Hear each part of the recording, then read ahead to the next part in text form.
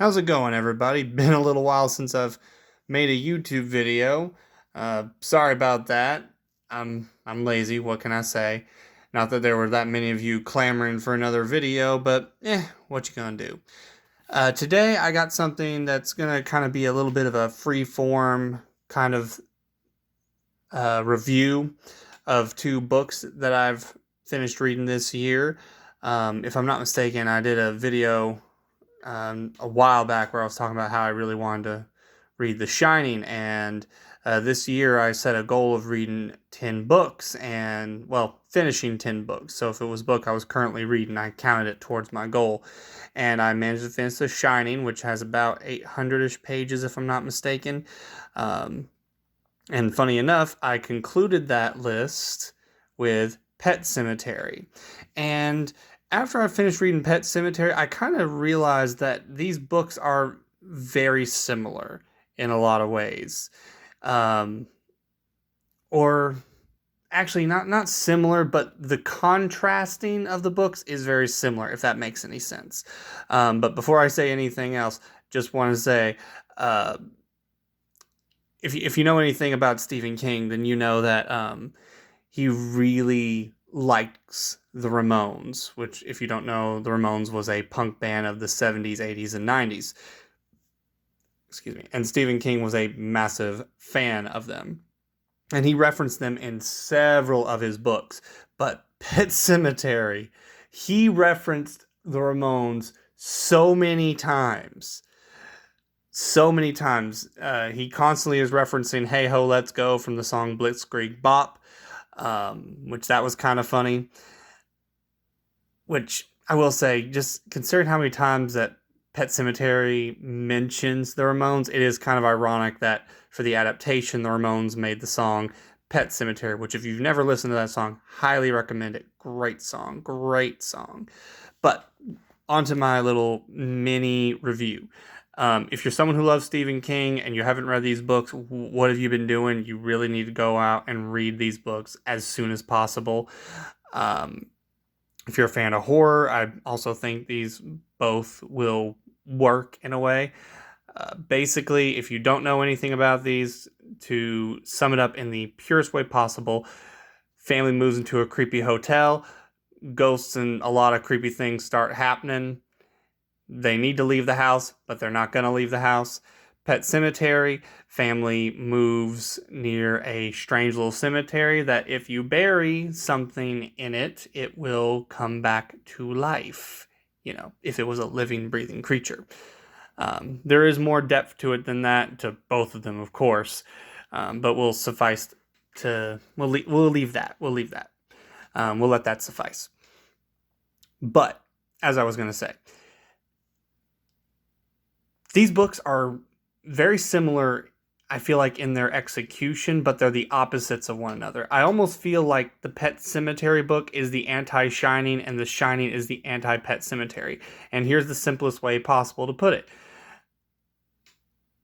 Both stories have a father who's trying to make a better life for their children. Now, of course, this one has one child, and the main character in this one has two children. But, you know, the dads are almost foils for one another, because in this story, the dad's kind of a loser. He can't keep a job. He has a horrible temper that has gotten him fired and made his life just absolutely miserable. And he's a recovering alcoholic, which is part of his downfall, his temper and his alcohol and all that stuff.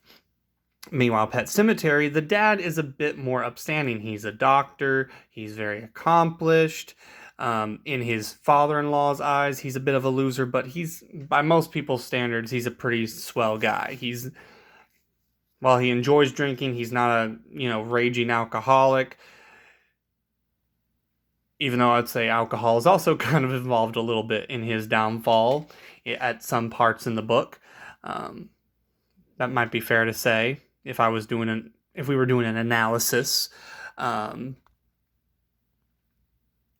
Both characters are very strong-willed. They think that they're right. Both of them receive many warnings of they need to get out.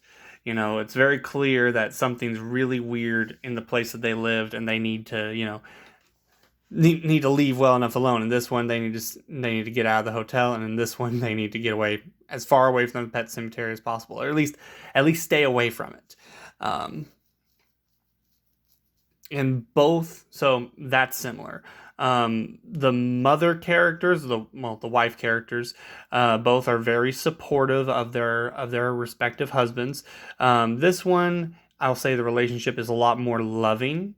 They care a lot about each other. The relationship is pretty solid. Meanwhile, this one, the relationship's a bit more on the rocks. They're just a couple arguments away from a divorce. Actually, probably I'll go on a limb and say one really bad argument would probably be enough to just break everything. Um, so they're similar in that regards. In both series, they have an older man who knows a bit about the situation going on. In this one, we have the handyman. Well, not the handyman, the chef, whose name is slipping my brain. I'm sorry if you're someone who loves these books and you know every single character's name by heart. It's slipping my brain right now. I think his name was Dick. If I'm Halloran. There we go. Yeah, he knew about The Shining, and he lets the boy know all about it. And meanwhile, in Pet Cemetery, we got the old man who introduces the Pet Cemetery. Although the contrast between them is that Halloran has nobody. He's not married to the best of my knowledge, and this one, Pet Cemetery, the old man is married, which is a part of the book. What's another thing? I said both of them received warnings. Also, the thing they need to be scared of has a bit of a presence about it. Like there's a clear ghost factor that's controlling everything, kind of making everything happen. So they're similar in that regards. And again, to me, probably one of the biggest things is that The Shining, I know The Shining is often considered like one of the best like horror movies. The Stanley Kubrick one is very well liked. And if you haven't ever read The Shining, just know the Stanley Kubrick version is different from the actual book. But if you get all the way through the book, you'll find out, despite the death, despite all the bad things that happen, it does have a happy ending. There is light at the end of the tunnel. I almost kind of would equate it kind of like the Naoki Urasawa stories. I feel like his stories is almost in the same kind of vein of there's a lot of horrible things that are going to go on. You're going to see some of the darkest parts of humanity, but at the same time, there's light at the end of the tunnel. It can all technically get better. Pet Cemetery, on the other hand, while it is shorter, being about 400 pages, as opposed to, just take a look at that. Just take a look at the differences there. But while Pet Cemetery is shorter, it has the bad ending. It has the bad ending. You think that it's going to end... Well, actually, I'll go ahead and say the ending that he actually went with was a little shocking to me. It kind of shocked me a little bit. I'll go ahead and I'll give you like 2 seconds for a spoiler warning. Okay. So obviously, in The Shining, the father dies. He's the only death of the main cast, which is basically the 3 family members, the mom, dad, son, and then Halloran, and that's it. The dad's the only one that dies. Everybody else lives. They have a happily ever after. The boy's going to be okay in the end. The wife's going to be okay. Well, the widow is going to be okay in the end, and Halloran's going to be fine. Pet Cemetery, on the other hand, has an awful ending because, first off, the old man, his wife dies, and then later on, the main character's son dies. He tries to bring him back to life through the Pet Cemetery because they'd already proven that it can work because of the cat. Which there's a lot we can say about that, but we won't talk about it today. My brain's going all over the place. But what was funny about it is by bringing back the son to life, the son is possessed by an evil monster, an evil ghost, and then the evil ghost kills the old man, and of course, the mother, she is returned, He kills his own mother, and then of course the dad ends up killing the cat, killing his revived son, and you think, okay, now he's going to go burn down the pet cemetery. No, he takes the mother, goes and buries her, and then the book basically concludes with him and his, graveyard walking dead of a wife, in the garden together. Um, and actually, I'll introduce one other element is that kind of makes these books kind of almost like anti versions of one another. In The Shining, Halloran is he finds out the bad things that are going on, so he goes on a rescue mission to save the family. Again, doesn't save the dad, and some of the things he didn't pan out, but he manages to save the mother and child and get him out of there. He,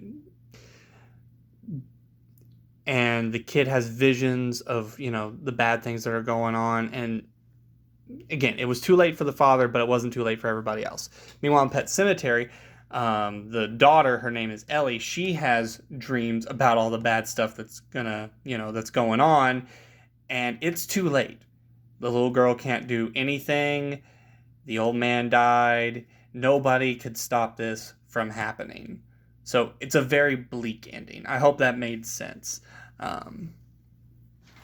So I'll just say again, both these books really great.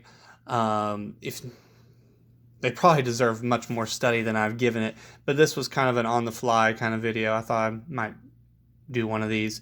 So if you liked it, please give a thumbs up. Let me know you liked it. If you didn't, I'm sorry. Thanks for sticking around this long. Hope you all have a